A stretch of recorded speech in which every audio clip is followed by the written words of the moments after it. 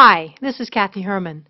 I'd like to share an excerpt from the Focus.com series Simplifying Social Business, hosted by me and Dr. Natalie Petouhoff. The 10-week Focus series derived from an ebook series, also called Simplifying Social Business, written by Natalie and I, and it's available on Kindle and Nook. By way of introduction, Dr. Natalie and I are independent consultants, and we help companies ignite positive change by holistically fusing people, process, and technology. Our practices each include a center of excellence in the business of social business. We help companies understand how social media affects their bottom line, including performing social ROI analysis, and also to create strategies that provide real business value. Our diverse experience helps companies optimize customer relationships, grounded in the ways real people relate and do business with each other. And now, here's the excerpt.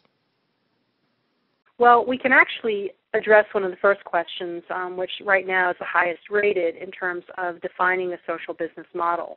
I think the most fundamental thing about understanding about the social business model is that it centers on engaging, collaborating, and connecting with customers, partners, employees, and other interested parties.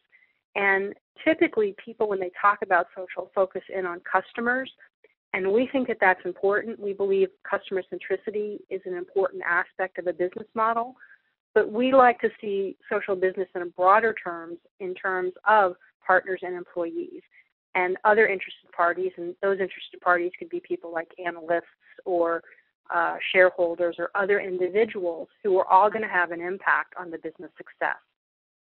Natalie, do you want to comment on something?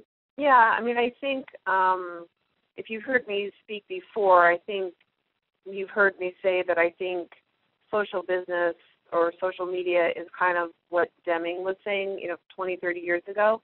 Listen to your employees, listen to your customers, and take that feedback and actually integrate it back into your company. And if you can do that, then you're going to have great products, you're going to have great services.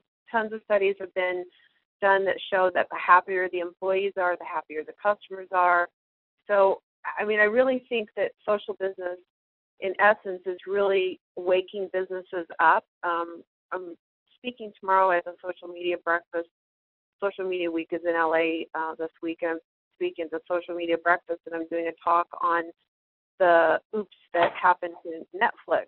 And I think that there's such a arrogance in business where people think, leadership thinks that they know better, and what's happening now is because of the communication with customers and also internally, leaders are actually hearing what people really think, and it's completely transforming business. So, social business to me is this people, process, and technology, the technology being the Web 2.0 interactive technology, and it's completely transforming culture and process.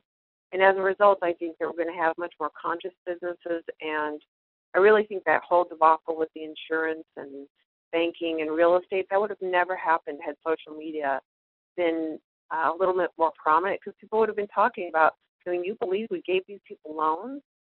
So it's almost like the consciousness of business or the soul of business is being revealed by, I guess, having an accountability both internally and externally. I think what Natalie brings up is really important, because what she's pointing to is that social business is a paradigm shift in the business environment. And what I liken it to is we're going back to the future.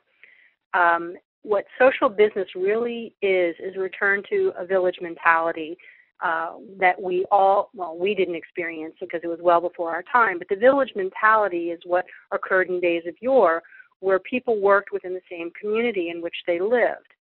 And because of the physical proximity, the villagers lived mostly transparent lives with the people that they did business with. And villagers also had a vested interest in helping the community as a whole, or individuals in the community, prosper, because it in turn helped bolster their own individual prosperity. Well, as the world market entered into the industrial age, the business environment experienced a shift away from the village-based businesses. But what's happening in our modern digital age is we're shifting back. But here's the difference in the social business model. with the modern spin on the village model, it's that a company's outposts today can occur anywhere in the world thanks to electronic and mobile connectivity. But the same village rules still apply. So as Natalie pointed out, transparency is still important. Customers will compare what you say versus what you actually do. And where there's misalignment, there's going to be dissatisfied customers. And whereas before, a company might have been able to control their messaging by controlling what got exposed to the media, that's no longer possible. So with the advent of social media, things can blow up on a company, and they can blow up in very positive ways or they can blow up in very negative ways. Natalie brought up Netflix, and that's an excellent example.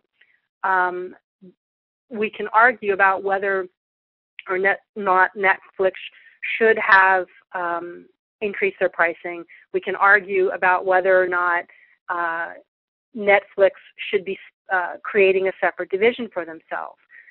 That's a corporate decision that Netflix has to make.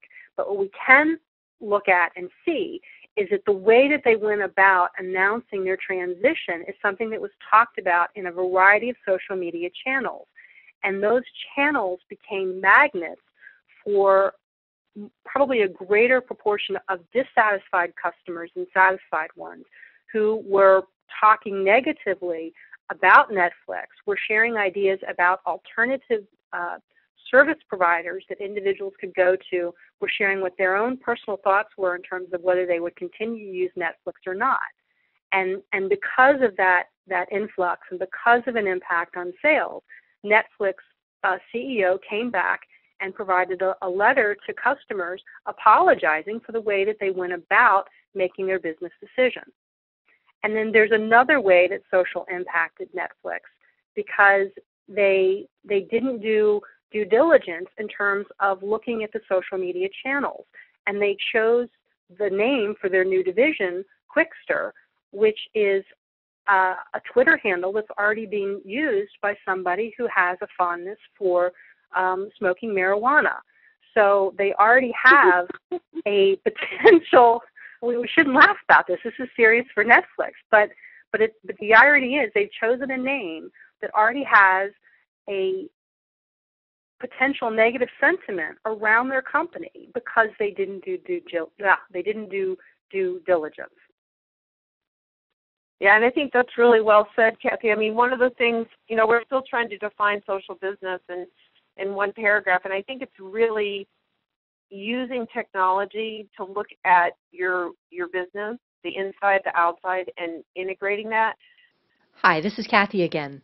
Natalie and I hoped you enjoyed this excerpt of the Simplifying Social Business Roundtable series, originally sponsored by Focus.com.